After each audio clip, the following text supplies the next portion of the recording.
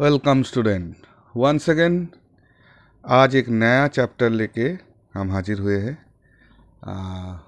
नया चीज़ सीखेंगे और फिजिक्स का सबसे बड़ा जो पिलर है that is the force and law of motion. इसके ऊपर फिजिक्स का बहुत सारा फिनोमेनन हम आगे जाके देख सकते हैं, पढ़ेंगे। तो very interesting topic, chapter 9 of CBSE, your book Force and Law of Motion. So before starting this chapter, we should ask some question to ourselves that what is force? देखो, फोर्स को लेके जो स्टडी है वो class 7 से चालू हो गया। 7 से भी पहले क्लास 6 में भी थोड़ा थोड़ा था, 7 में थोड़ा था, 8 में तो बहुत अच्छी तरह से था, अभी क्लास 9 में आ गए हो आप लोग। तो ये तो जानते ही होंगे कि a force means we have to apply the effort in the form of push और पुल। दिस पुल और पुश इज कॉल्ड फोर्स। जो क्लास 8 से आप लोग डेफिनेशन ये पढ़ रहे हो, जान रहे हो। इधर ये जो पिक्चर है, ये पिक्चर में ये देखो, ये जो ट्रॉली है जिसमें स्टोन्स है, रॉक्स है, जिसको एक पीछे से पुश कर रहा है और पुल मीन्स उसको खींच रहा है। पुल मीन्स खींचना, पुश मीन्स धकेलना। So the force is an external agency that displace or tends to displace a body from its position of rest. मतलब कोई चीज अगर रेस्ट में रहा तो उसका पोजीशन चेंज करने में, तो रेस्ट का अगर पोजीशन चेंज करो मतलब क्या हुआ, उसको अगर डिस्प्लेस करो मतलब वो मोशन में आ गया। तो अगर कोई चीज़ रेस्ट में है, उसको रेस्ट को तोड़ के उसको मोशन में लाना चाहते हो, तो बाहर से जो आपको उसके ऊपर यूज़ करना पड़ेगा, that is also force. So the direction in which the object is pushed or pulled is called the direction of the force. आप जिस डायरेक्शन में उसको धकेलोगे, फोर्स का भी डायरेक्शन वही होगा। And force has both magnitude and direction. It is a vector quantity. Now देखो, ये मैंने डेफिनेशन इधर दिया बहुत अच्छी तरह से कि फोर्स इज द पुश और पुल which can make a body move, stop a moving body, change the direction and speed of a moving body. Force cannot seen, but the effect of force on the object can be seen or felt. आप force को देख नहीं सकते हो, लेकिन force apply होने के बाद जो चेंजेस हो रहा है वो आप देख भी सकते हो, फील भी कर सकते हो। Now definition of a force. A force is a physical quantity which causes or tends to cause a motion in an object, are rest or changes or tends to change the direction of motion of a moving object, or change or tends to change the size and shape of the object, or tends to change the speed of the object. That means what है, simple thing है कि force को apply करने से कोई rest को आप motion में ला सकते हो, मोशन को रेस्ट में ला सकते हो। मतलब उसका जो स्टेट है उसको चेंज कर सकते हो।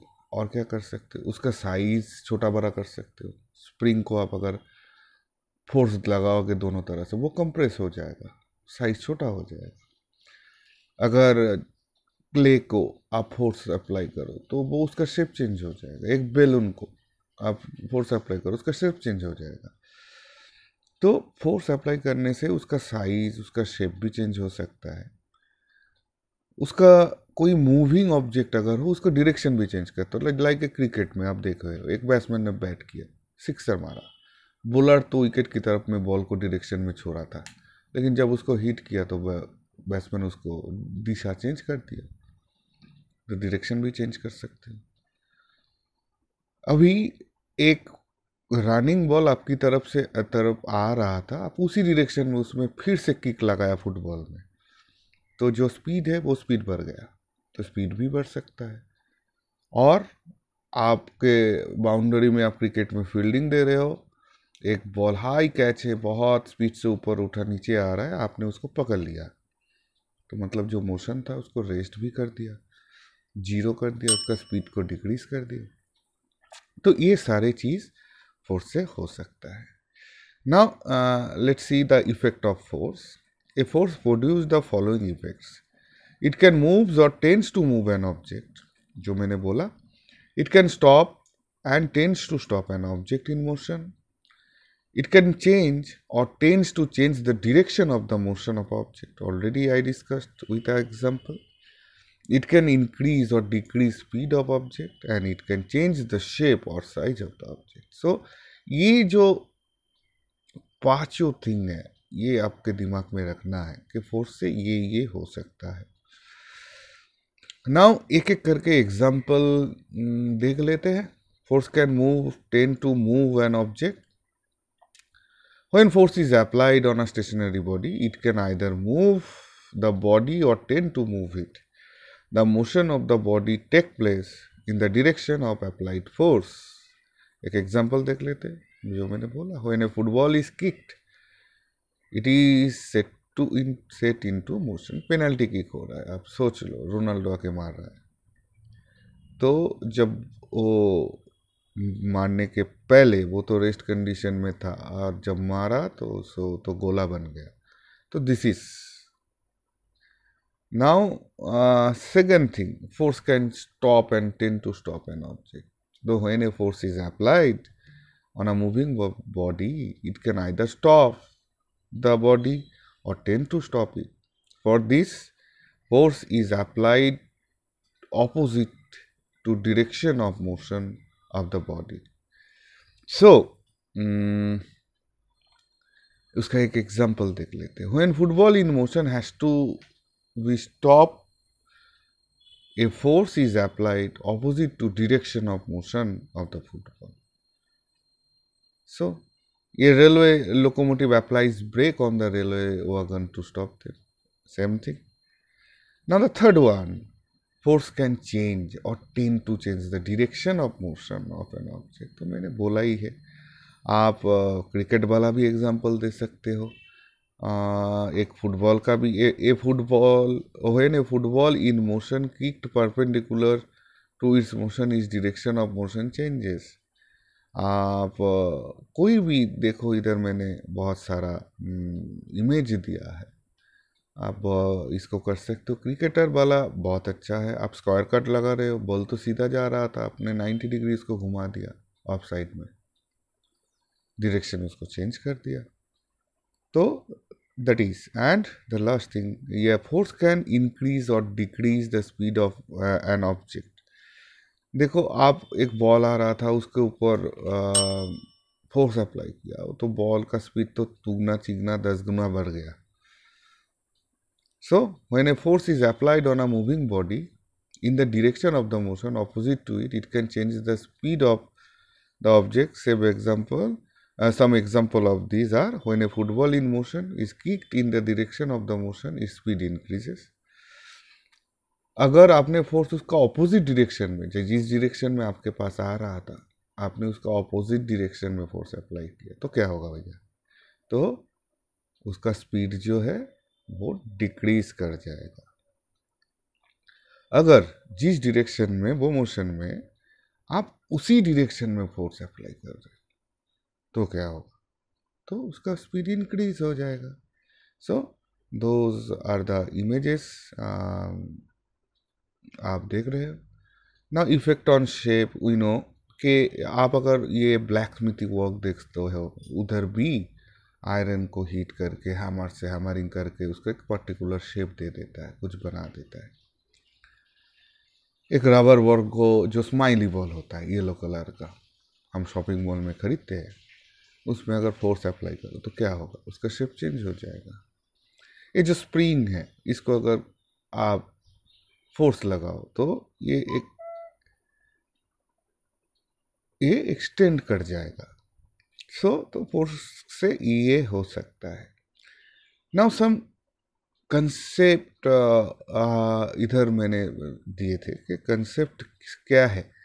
The concept of force, The concept of force gives us quantitative description of the interaction between two bodies or between a bodies and the environment. When you push or pull a car stuck in mud, you exert a force on it. This force may or may not be able to move the car. Thus, force is an agent which can move or tend to move an object, can stop or tend to stop an object in motion, can change or tend to change the direction of the motion, can increase or decrease of the speed. So, thus, force is an agent whose action can produce acceleration in body. देखो speed का बढ़ाना का मतलब क्या है? बढ़ाने का मतलब ही एक्सीलरेशन है। लास्ट जो चैप्टर हमने कवर की उसमें तो देखे कि change of velocity according to time is called acceleration. A is equal to v minus a by t. तो अगर स्पीड को बढ़ा सकते हैं तो फिर तो एक्सीलरेशन किसने प्रोड्यूस किया? फोर्स ने प्रोड्यूस किया, है ना। So, in other words, a force can be defined as an agent which can change or tends to change the dimension of an object or produce or tends to produce acceleration in object. देखो थोड़ा जो definition है अभी थोड़ा change हो रहा है। अभी जो फोर्स था इतना दिन तक आपने पढ़े थे कि push and pull is a force. अभी देखो चेंज हो रहा है। ये फोर्स का जो डेफिनेशन हो रहा है ये एक्सीलरेशन के साथ किसी भी तरह से जुड़ा जा रहा है। क्यों जुड़ा जा रहा है? एक और दो क्लास में आपको मालूम पड़ जाएगा। जब न्यूटन्स लॉ सेकेंड लॉ आएगा आपको मालूम पड़ जाएगा क्यों एक्सीलरेशन के साथ जुड़ा जा रहा है ये फोर्स का डेफिनेशन। ओके, चलो now classified some forces. We know contact force, non contact force. Contact force में जो फोर्स को अप्लाई करने के लिए हमको उस चीज़ को कॉन्टैक्ट करना पड़ेगा, that is contact force. Like a muscular force, mechanical force. Muscular force मतलब हम कोई भी फोर्स अप्लाई करें, किसी को मुक्का मारते वो भी मस्कुलर फोर्स ही है भाई।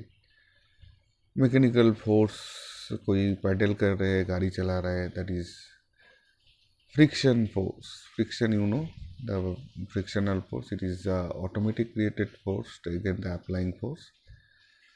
Now see, एक बार मैं पढ़ भी देता हूँ। A force which act at the surface of contact when one body moves or tends to move upon another body is called the force of friction.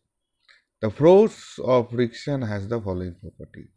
It is produced only when one body is made to move upon another body. It always opposes the motion of a body and tries to stop the body. It errs off the surface of contact of two bodies.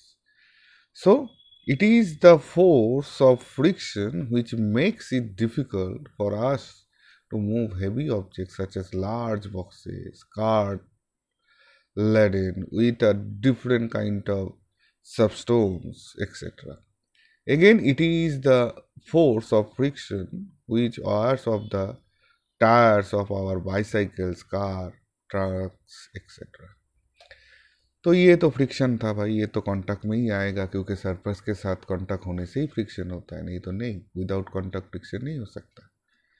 तो अभी कुछ non contact देख लेते हैं force क्या है। Non contact force मतलब क्या है? जो फोर्स अप्लाइड होगा बट हमको कांटेक्ट का कोई ज़रूरत ही नहीं। ग्रेविटेशनल फोर्स, अर्थ हर वक्त खींच रहा है सबको उसको सेंटर की तरफ, बट कोई अर्थ का तो हाथ नहीं है भाई, वो कैसे पकड़ के खींचेगा? So that is a non contact force, and this is the formula to finding out the gravitational force. F is equal to g. This g is gravitational constant, g m1 m2। दो अगर object हो उसका मस, एक पहला object का m1, second object का m2, and r is the distance between two.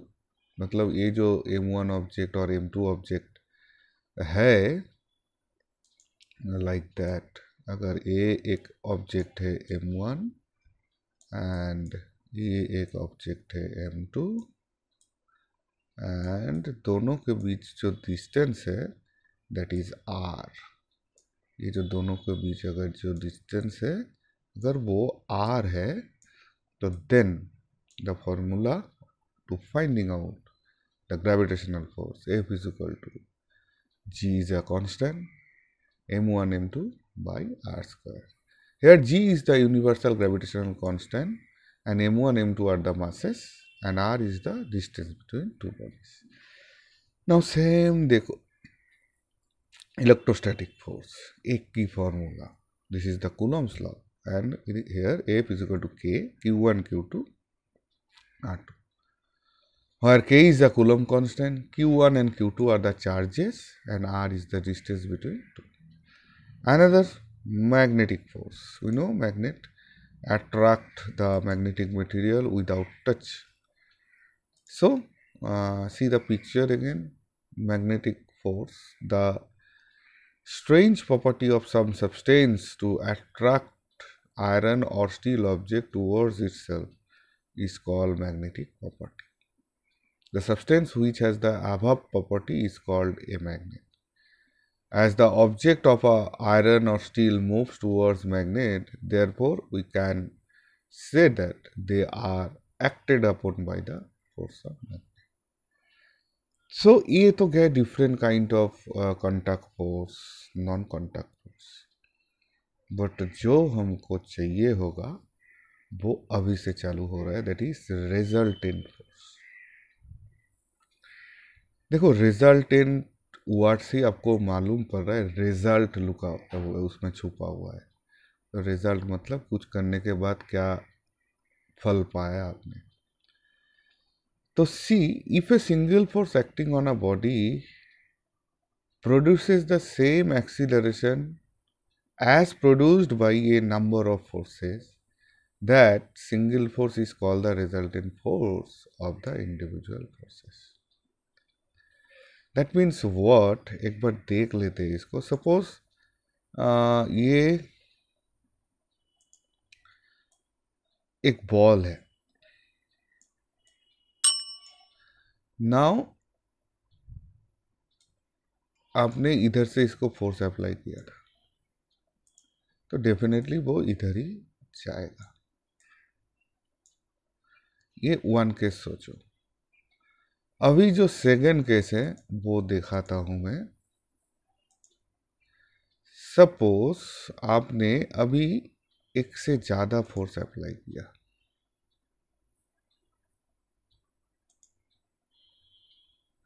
ये आपने एक फोर्स ऐसे अप्लाई किया और एक फोर्स ऐसे अप्लाई किया, बट दोनों फोर्स के वजह say that is F1 and that is F2, ये दोनों फोर्स के वजह से ये बॉल फिर से वो रेड डायरेक्शन में ही जा रहा है. तो ये जो रेड डायरेक्शन में जा रहा है और ये हमने देखे थे कि ये रेड डायरेक्शन में जाने के लिए ये ग्रीन वाला ऐसे फोर्स अप्लाई करने से ही वो रेड डायरेक्शन में जाता है. तो देन ये जो फोर्स अप्लाई करने से वो रेड डायरेक्शन में ही जाता है, only single force, that single force can be called the resultant of this F1 and F2. क्योंकि F1 and F2 force apply करने से ये बॉल के ऊपर जो इफेक्ट हो रहा है वो ये FR करने से ही हो रहा था. So the FR is a resultant force of F1 and F2. Hope ये आपको समझ में आ गया. तो नेक्स्ट टॉपिक में जाते हैं, normal force. The force acting perpendicular to the ground surface, then the force is called normal force. मतलब ये जो दिखा रहा है, देखो ये एक ब्रिक, ये ब्रिक के ऊपर अगर परपेंडिकुलरली कोई फोर्स अप्लाई होता है, एकदम परपेंडिकुलरली 90 डिग्री में, 90 डिग्री मतलब दिस इज द 90 डिग्री, ये 90 डिग्री में अगर फोर्स अप्लाई होता है, then that force is called normal force. अभी आ जाते हैं. अभी देखो आपका सीबीएसई बुक से आपको मिलता जुलता लगेगा. balance and unbalanced force. If a set of force acting on a body produces no acceleration in it, हमने 2-3 फोर्स अप्लाई कर दिया एक चीज के ऊपर बट उसमें एक्सीलरेशन नहीं हुआ, मतलब मोशन जो था वही रह गया. The force are said to be balanced. If it produces a non zero acceleration, the force is said to be unbalanced. मतलब अगर चेंज हो रहा है एक्सीलरेशन तो अनबैलेंस्ड. नाउ चलो एक बार बैलेंस्ड फोर्स को थोड़ा अच्छी तरह से जान लेते हैं. Definition of balanced force. When two forces are equal magnitude but acting in opposite direction on an object simultaneously, then the object continues in its state of rest of uniformation in the straight line. Such force acting on an object are known as balanced force. क्या हुआ?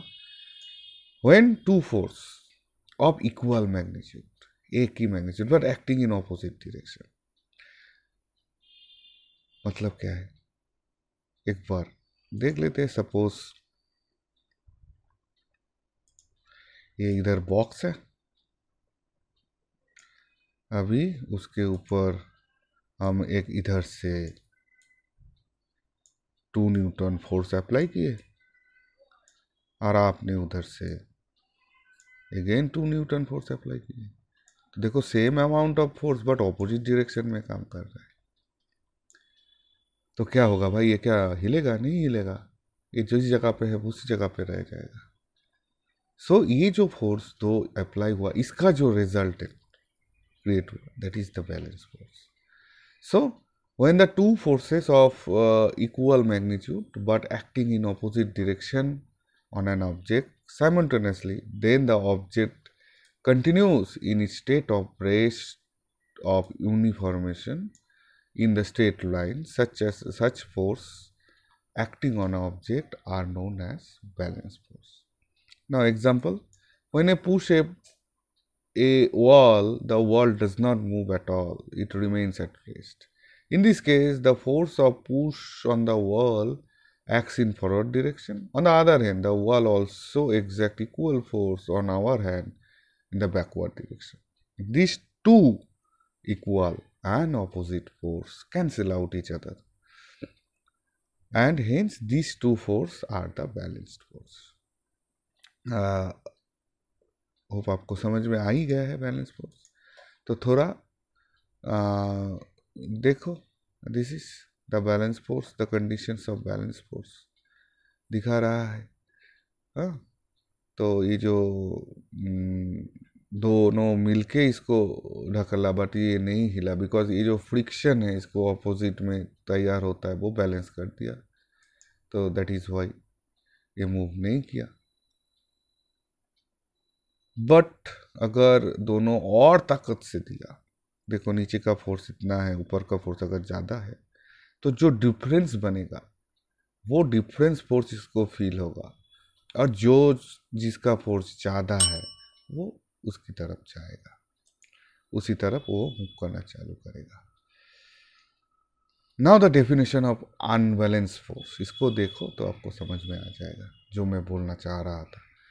When two forces of equal magnitude act in opposite direction on the object simultaneously, then the object move in the direction of larger force. देखो जो larger force है, अगर दोनों equal नहीं है तो एक तो बड़ा होगा एक तो छोटा होगा. जिस तरफ से जो बड़ा वाला फोर्स अप्लाई किया उसका जो डायरेक्शन है उसी डायरेक्शन में वो मूव करेगा. बट कितना फोर्स है? The difference between the two forces. These forces acting on the object are known as unbalanced force. So when a boy drag a box on the floor, then the unbalanced force is acting on the box. A bicycle will slow down if the rider stop pedaling. Unbalance of the force. देखो ये जो है इसको देखो समझो. इसमें एक तो फोर्स ऑफ फ्रिक्शन F2 काम कर रहा है और आपने जो फोर्स अप्लाई किया F1. अभी जो रिजल्टेंट है F is equal to F1 minus F2, क्योंकि ये ऑपोजिट डायरेक्शन में काम कर रहा है। इसमें अगर F1 बड़ा हुआ F2 से तो ये स्लाइड करना चालू कर देगा, और अगर F2 बड़ा है तो ये रुका रहेगा, ये स्लाइड नहीं करेगा। So this is a unbalance force. तो आज इतना ही रहने देते हैं। नेक्स्ट क्लास में very very important Newton's law of motion, sir Isaac Newton का जो फोर्स के ऊपर कंट्रीब्यूशन है, जो फिजिक्स में कंट्रीब्यूशन है, वो हम जानेंगे इन नेक्स्ट क्लास। तब तक के लिए थैंक यू।